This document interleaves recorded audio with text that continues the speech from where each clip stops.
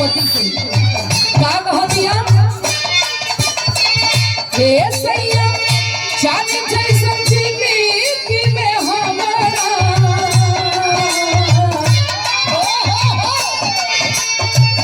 हे सैया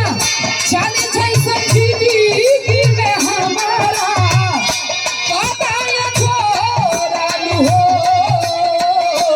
भला मरतानी हो रानू हो महना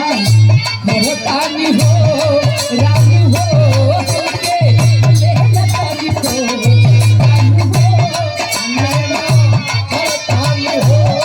रानू हो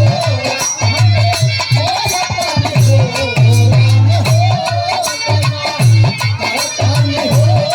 रानू हो रानू हो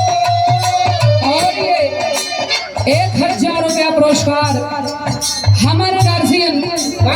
जिनका बहुत प्यार बहुत आशीर्वाद मिलता है शानदार ब्लॉक प्रमुख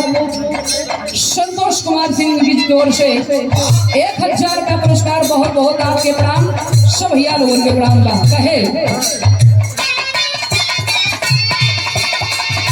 ऐसे